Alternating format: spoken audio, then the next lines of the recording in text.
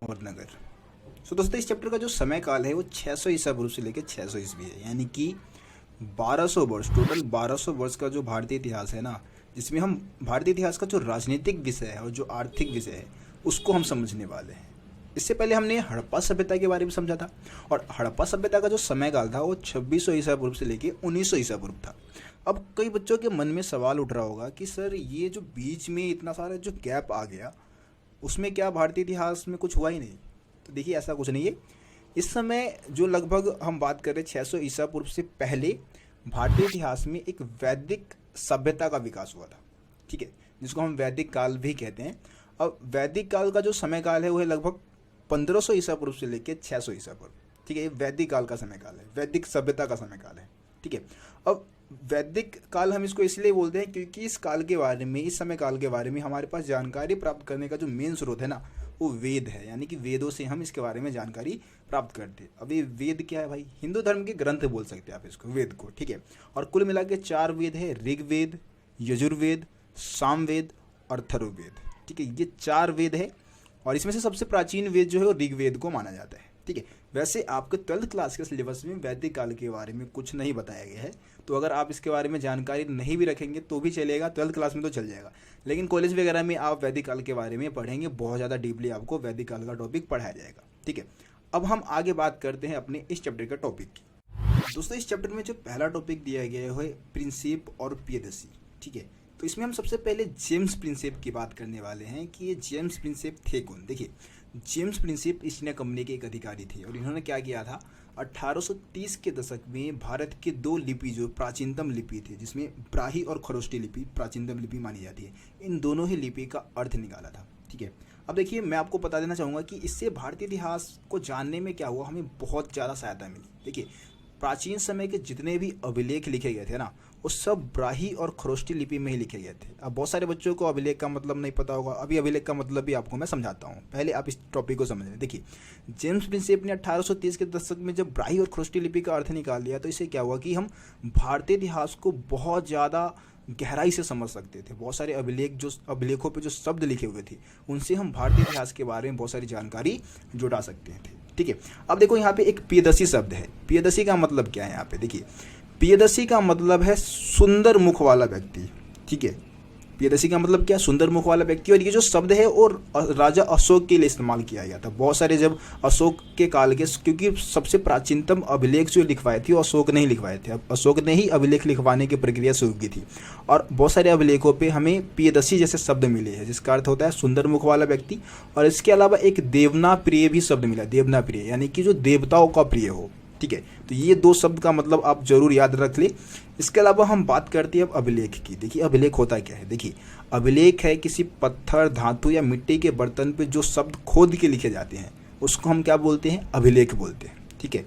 अब अभिलेख की अगर हम बात करें तो भाई इसमें क्या होता है कि राजा महाराजा या जिस व्यक्ति ने अभिलेख बनवाया है ना, वो उसमें क्या करेगा, अपनी उपलब्धियों के बारे में बताएगा, या अपने धर्म के बारे में, अपनी संस्थाओं के बारे में बताएगा, ठीक है। इसके अलावा प्राचीनतम अभिलेख ज़्यादातर प्राकृत भाषा में लिखे गए थे, प्राकृत भाषा जिसको हम बोलते हैं, ठीक है।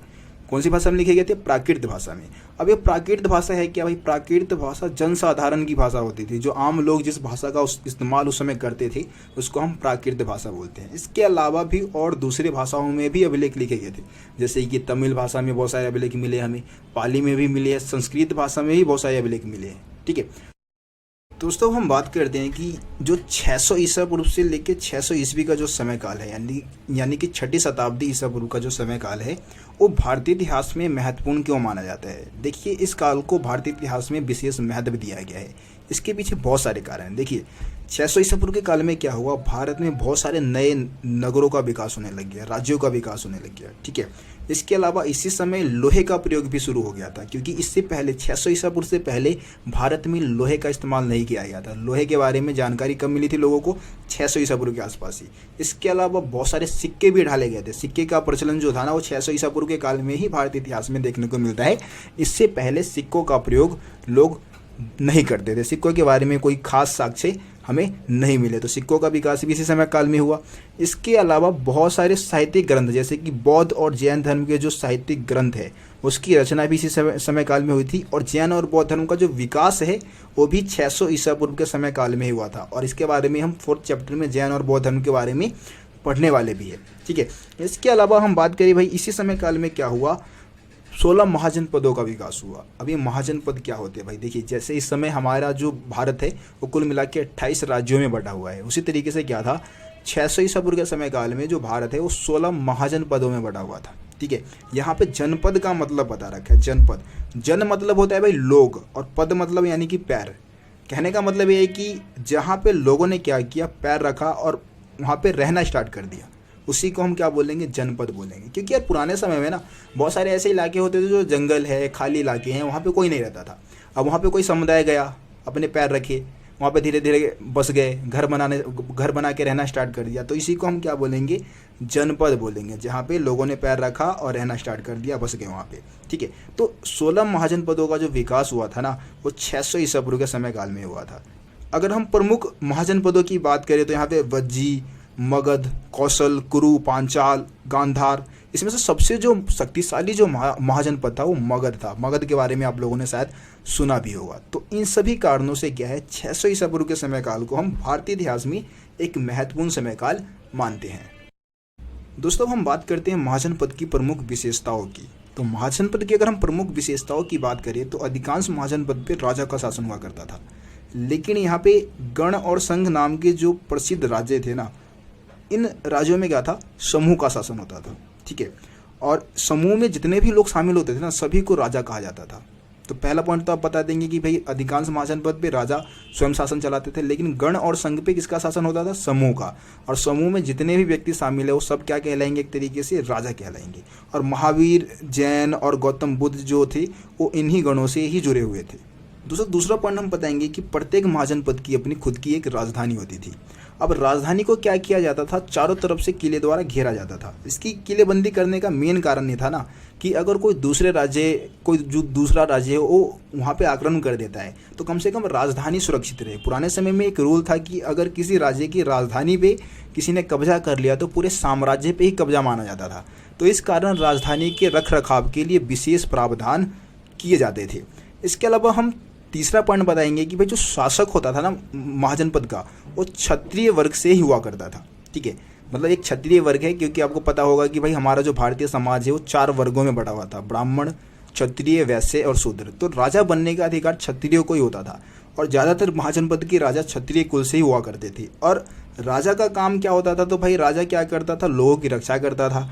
इसके अलावा दूसरे राज्यों पे धन जुटाने के लिए दूसरे राज्यों पर क्या करता था, हमला भी करता था। किसानों से, व्यापारियों से, शिल्पकारों से कर वसूलने का भी काम करता था। तो ये सब राजा के काम माने जाते थे।